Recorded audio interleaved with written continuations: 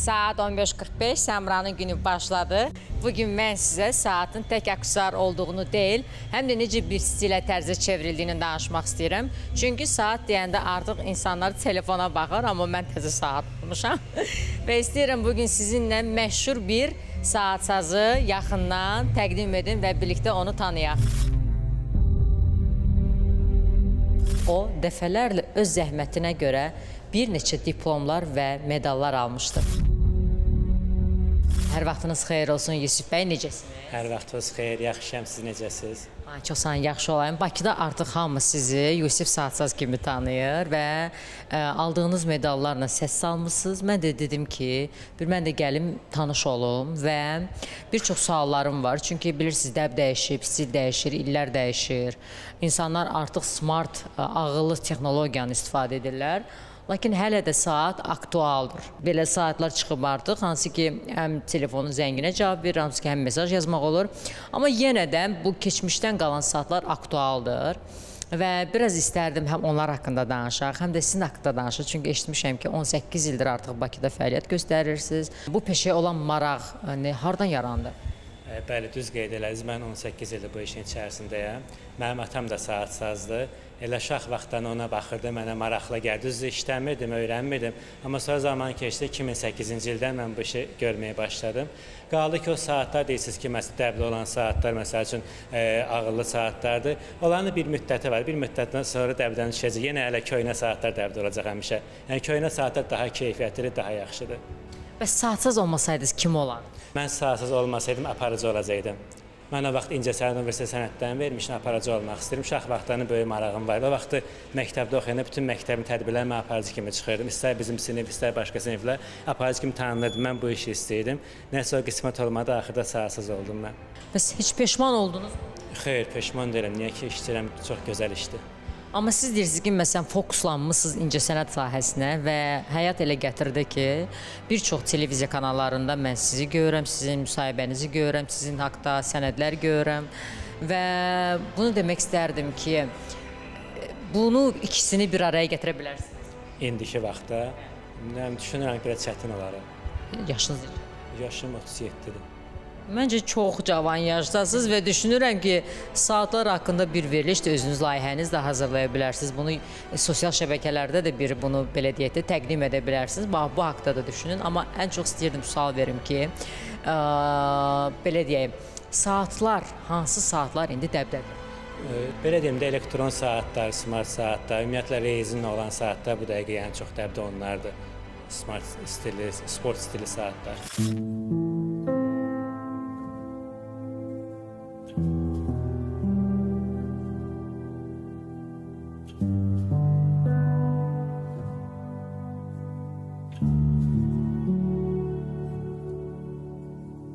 Saatlar var ki, hansı ki dəyəri 50 min, 100 min belə deyək də qiymət arasında dəyişir. Bu nəyinə görədir? O keyfiyyətinə görədir. Həm də ən orijinal saatlar İsveçrənin saatlar. Onlar daha çox orijinaldır. Onlar keyfiyyətinə görə, hətta ona baxanda qıraqda onun rəngi seçilir, orada kodlar olur. Yəni bunlara görə seçilir adi saatlardan. Bir insanın taxdığı saat onun xarakterini biruzə verir. Xarakteri mən düşünməzdim o.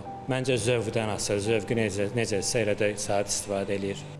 Lüks saatlar sizcə yatırım ola bilərmi? Məsələn, qızıl alırıq, 4-5 ilə qiymətə qalxır.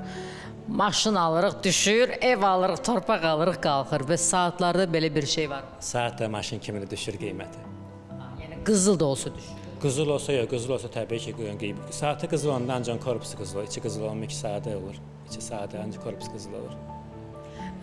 Mən istəyirdim ki, mənim saatıma baxasınız. Sizcə bu saat necə saatdır? Bu saat çox gözəl saatdır, firma saatdır, sizə yaraşır qolunuza.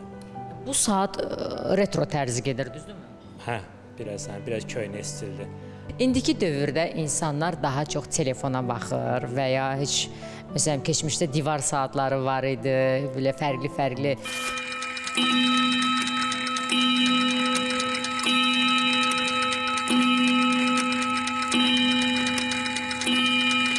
Əvvəllər zəngli saatlar var, cəmaət ondan qururdu, ondan işlərini görürdü. Amma telefondan sonra heç onlar təmirə gəlmir. Gələr, bəlkə ildə bir dəfə, 2 dəfə gələr. Yəni təsiri var biznesə. Bəs indiki dövrdə saatlara olan maraq artması səbəb nədir?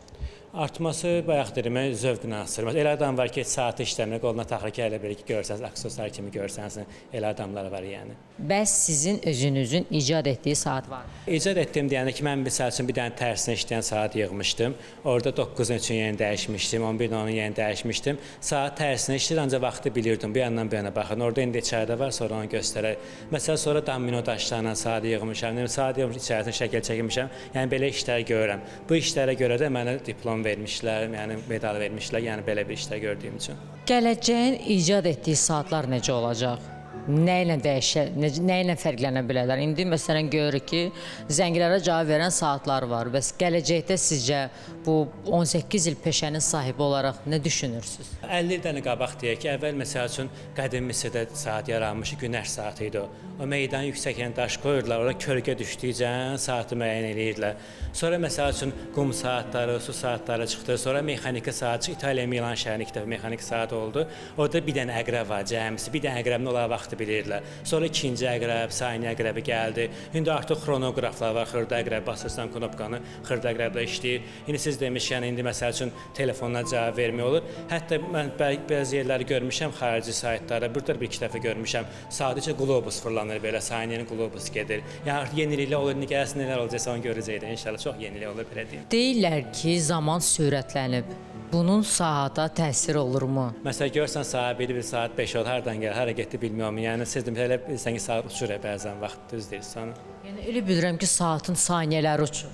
Olur, bəli. Qadın saatsazlar varmı? Var, hə, qadın saatsazlar var. 1-2 nəfər var işləyirlər. İnsanlar var ki, onda saat xəstəliyi var. Ona fərqli tərzlərdə saatları kolleksiya edib yığırlar.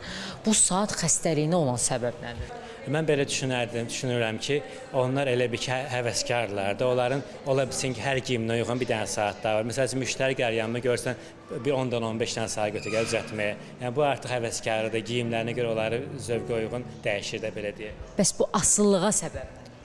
Asılılıq deyəndə ki, bəli, insan vərdiş edir. Məsələn, mənim qolumda saat olmayan dəqiqədə baxıram ki, bu saat yoxdur, yəni öyrəşirsən saata. İlk hazırladığınız saat hələ də qalıbmı?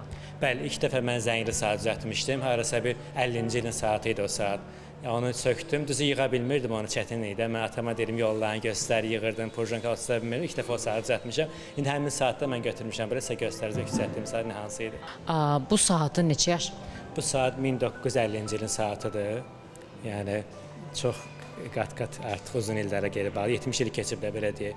Çox gözəldir saat. Yəni mən ilk də bu saat söktüm, bunu düzəltmişəm. İlk düzəltdiyim saat bu saat olub. Bəs hal-hazırda çalışır? Hal-hazırda ola bilsin ki, biraz yağlamaq lazım. Çoxdan əldə edilməyib. Yağlı görəcəksən, ondan sonra işləyəcək daha yaxşı. Bu saatin 70 yaşı var. 70-dən yuxarı. 50-dən neçəyə gedir? 70-dən yuxarı. Bu başından belə vurursunuz səs.